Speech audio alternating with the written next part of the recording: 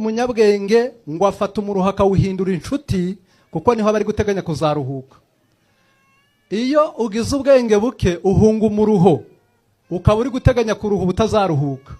Iyo ugize ubwenge umuruho uwuhindura inshuti ukaba usobanuye kuzaruhuka. Wanga kuruha wiga ukazaruhurara ku gipangu cy'abize abo mwiganye bakomeje babona ibipangu ukagira urubirinda. Wanga kuruha worora ukazaragirira boroye. Wanga kuruha uhinga ukazajya kurinda iby'abahinzi. Wanga kuruha ushaka akazi ukazaruha mu mutwe uri gukaranga ubwenge ngo wiga uko wakora mu mifuka.